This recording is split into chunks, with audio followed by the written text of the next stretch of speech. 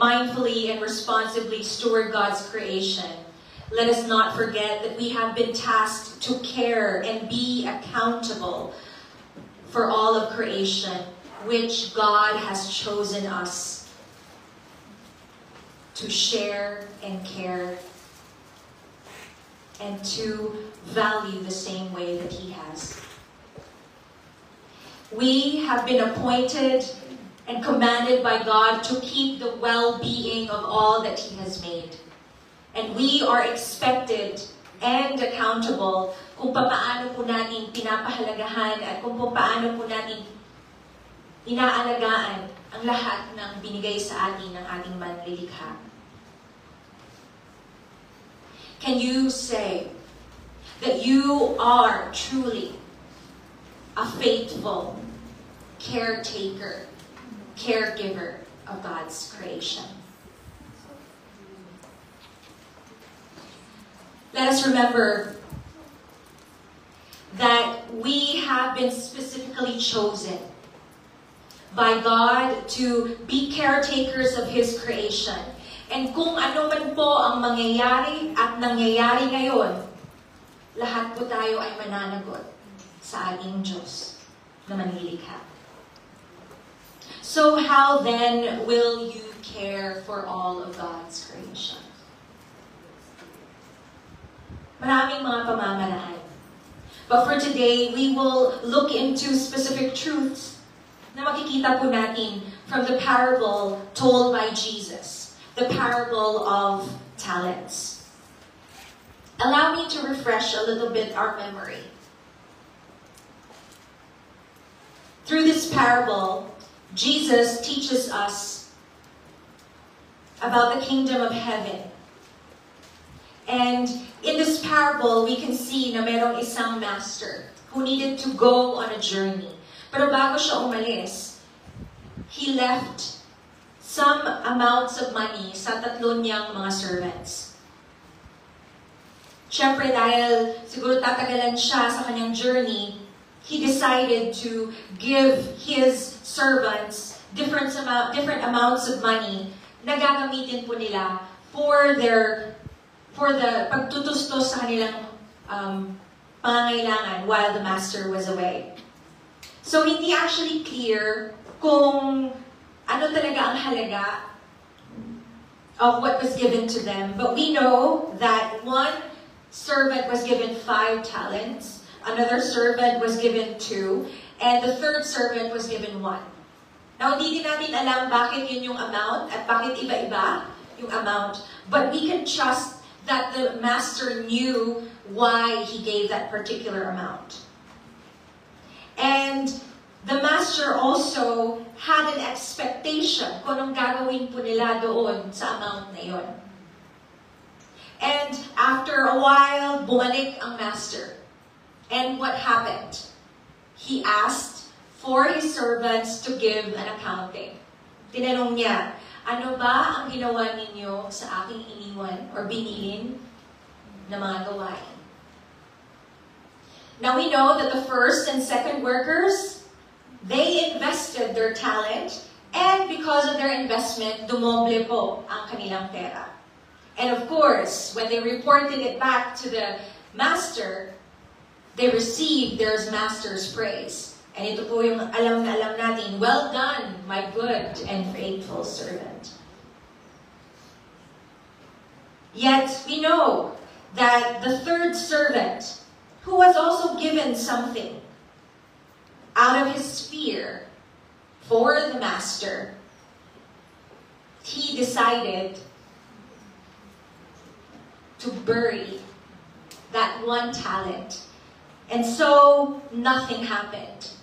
Andyan pa rin yung isang talent, pero walang profit, walang kita. And as a result, his master condemned him for his passiveness or his inactivity. Sabi nga pa doon, sana kung ayaw mo magtrabaho, nilagay mo na lang sa bangko. Kahit papano, may konting interest.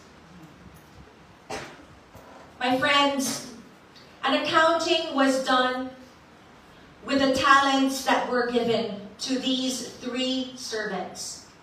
In like manner, tayo din are like these three servants. The Lord has given us the care of creation. Yung iba sa atin, isang pot lang ng lupa, yun lang ang pagmamayari natin.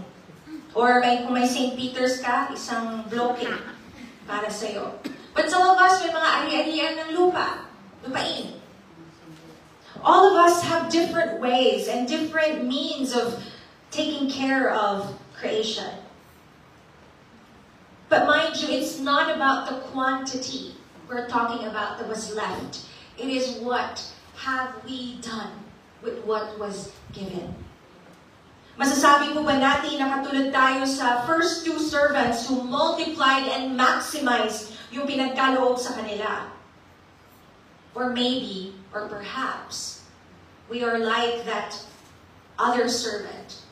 Out of his fear, he buried what was given and nothing happened to it. I hope that as we end our focus on the stewardship of creation, we will all desire to be like those two faithful servants. Pero ang tanong, paano po ba? Well, allow me to give the last two letters of the acrostic or of the word care. R and E. R stands for respect and resourcefulness. We can maximize and multiply what the Lord has given to us in terms of creation care when we learn to have the attitudes of respect and resourcefulness. A quick trivia. I'll give you $10 if you know any of these specific names ng mga animals na ito. Yes, we can identify, but give me the complete name without Googling it. Okay, yes, we see some familiar animals, right? How about here? Okay. Familiar, right? How about here?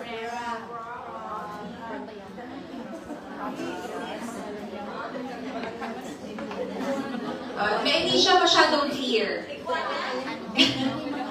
One of the things I want to point out here, mga kapatid, although we can identify what species these animals and even plants are, pero did you know that within the past 50 years, all these are already extinct? Wala na po sila. They no longer exist in this world. Shocking, right? According to the IUCN, as of 2022, of the 41,000 plant and animal species they have assessed, sabi po nila, more than 16,000 have now been declared endangered. Sa Pilipinas, ang dami nating fauna and flora na is only found in the Philippines. But I don't know if we can still say in confidence na nandyan pa rin sila. Many animals and plants, my dear friends, have gone extinct. And many more are now becoming endangered to being extinct. Siguro nagtatanong kayo, bakit ko sinasabi ito? I say this, my dear friends, because their extinction is not just because of the time passing, but mainly these animals have become extinct dahil po sa atin, ng mga tao. An increase in human population has led to increased demand for food, a rise in development and deforestation, and growing population problem, overfishing, overhunting, and so many more reasons that have led to the death and extinction of these species. These Animals and plants are no longer alive because we have failed them. We have failed to respect and value their existence in this world. Very sad, but very true. Pope Francis once said this: respect for creation, then, is a requirement of our faith. The garden in which we live is not entrusted to us to be exploited, but rather to be cultivated and tended with respect. The call to stewardship, my friends, is a call to respect and value what was given. Respect in our terms, sa Tagalog or sa Filipino, can be said as paggalang, pagpapakundangan, pagsasaalang-alang. In English, it's politeness, it's giving honor and care towards someone or something that is considered important. It is also feeling that we need to take care and not harm what was given or that someone or something. And with respect, my dear friends, is dignity. Ano bang dignity? Pagbibigay galang at halaga. And kasama sa pagrespeto, pagbibigay ng galang at halaga is the preservation of the integrity of creation. Ang sabi dito sa nabasa ko, the Christian mandate to love one's neighbor extends not only to other human beings, but to every facet of creation. The human community is called to live in a mutually life-enhancing relationship with all of creation. So when God says that we are to love one another, hindi lang po mga tao, kundi ang kapwa nating nilikha niya, creation.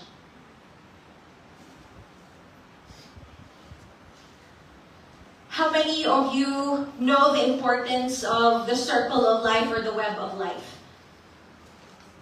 Marami po sa atin, we believe that tayo ng mga tao ang sentro ng web of life na ito.